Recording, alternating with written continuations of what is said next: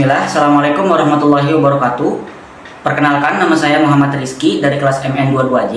Di sini kami akan mempresentasikan hasil kerja kelompok kami di mata kuliah Statistika Ekonomi Inferensial yang bertemakan regresi sederhana.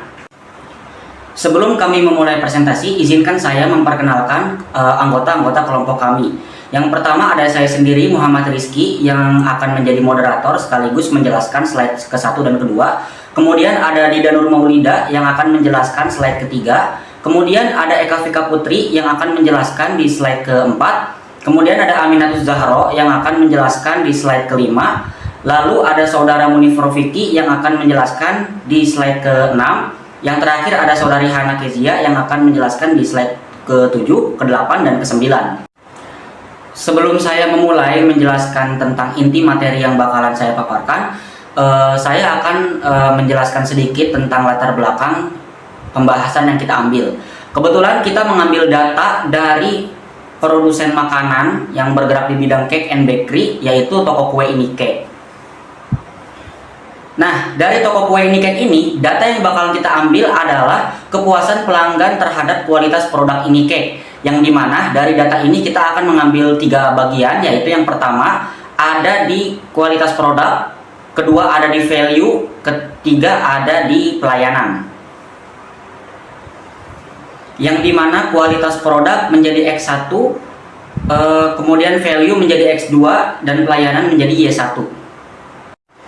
Nah, metode pengumpulan data yang kita ambil dari produsen makanan Ini Cake ini, kita melalui G-form yang kita sebar kepada para responden atau kepada para customer Ini Cake.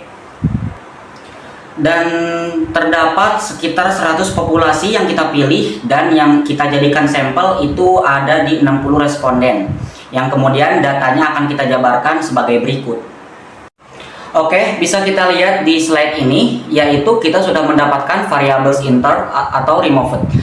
Variabel ini merupakan variabel yang dimasukkan atau dihapus merujuk kepada proses dalam analisis statistik, khususnya dalam konteks regresi linear berganda atau prosedur pemodelan lainnya, di mana variabel tersebut ditambahkan atau dihapus dari model. Nah, bisa kita lihat di sini pada tabelnya ada 4 kolom, yaitu ada model, variables enter, ada variable remove, dan ada method. Dan ini dibagi lagi menjadi 2, yaitu yang pertama ada dependent variable, yaitu pelayanan. Yang kedua ada our requested variables entered, yaitu lebih ke kualitas produk. Yang kemudian slide berikutnya akan dijelaskan oleh Saudari Dida Nur Maulida. Pada slide ini saya akan menjelaskan tabel output kedua atau model summary. Bisa kita lihat bersama pada tabel summary ini terdapat 4 kolom. Ada kolom R, yaitu hubungan nilai korelasi, kolom R square atau korelasi determinasi, adjusted R square, dan standard error of the estimate. Kemudian penjelasan pada tabel di atas adalah besarnya nilai korelasi atau hubungan R sebesar 0,859, dari output tersebut kemudian diperoleh korelasi determinasi atau R square sebesar 0,739 yang mengandung pengertian bahwa pengaruh variabel bebas atau produk terhadap variabel terkait yaitu pelayanan adalah sebesar 46,8%. Slide selanjutnya akan disampaikan oleh Vika. Baik, bisa kita lihat di sini kita memiliki sebuah tabel, yaitu tabel yang bernama ANOVA. Tabel ini memiliki beberapa kolom, yaitu model, sum of square, DF, mean square, F, dan sig. Yang pertama ialah regression, dan sum of square-nya 805,798, DF-nya 1, mean square-nya 805,798, F-nya 163,880, dan sig-nya 0,00. Kemudian residualnya ada 285,186, DF-nya 58, mean square-nya 4,917. Kemudian totalnya yaitu 1090,983 dan DF-nya 59. Di sini ada dependent variable atau pelayanan dan prediktor atau produk. Kemudian output bagian ketiga ANOVA, yaitu dari output tersebut diketahui bahwa nilai F hitung sama dengan 163,880 dengan tingkat signifikansi sebesar 0,000 lebih kecil daripada 0,05. Maka model regresi dapat dipakai untuk memprediksi variabel partisipasi atau dengan kata lain ada pengaruh variabel pelayanan X terhadap variabel produk. Sekian, terima kasih.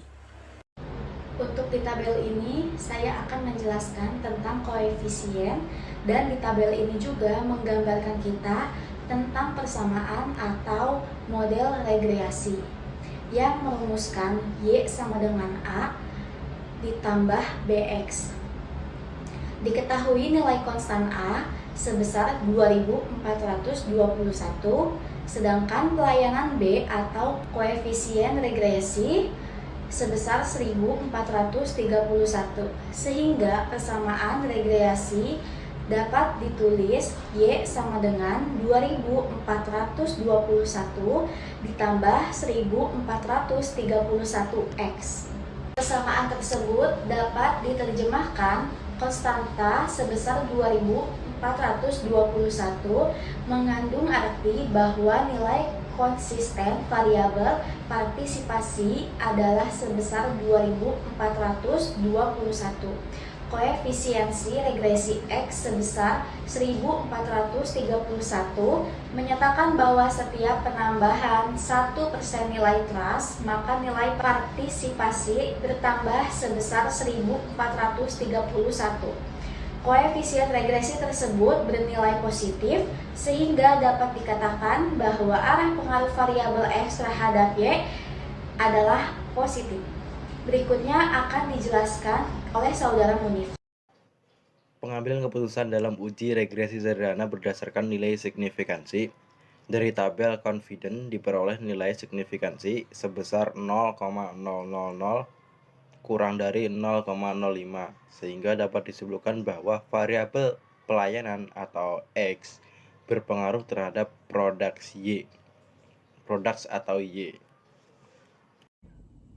Baik, selanjutnya adalah berdasarkan nilai T, diketahui nilai T hitung sebesar 12,802 dari tabel 2,011, sehingga dapat disimpulkan bahwa variabel pelayanan X berpengaruh terhadap variabel produk Y.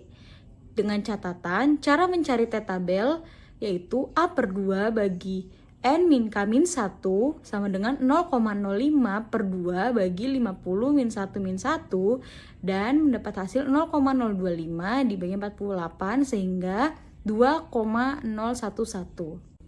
Oke, selanjutnya dilihat pada distribusi nilai tabel sebelah kiri dan sebelah kanan memiliki hasil yang sama, yaitu hasil yang terus meningkat, sehingga dapat disimpulkan hasil akhir pada penelitian ini normal plot of regression standar residual dependent variable pelayanan terus meningkat.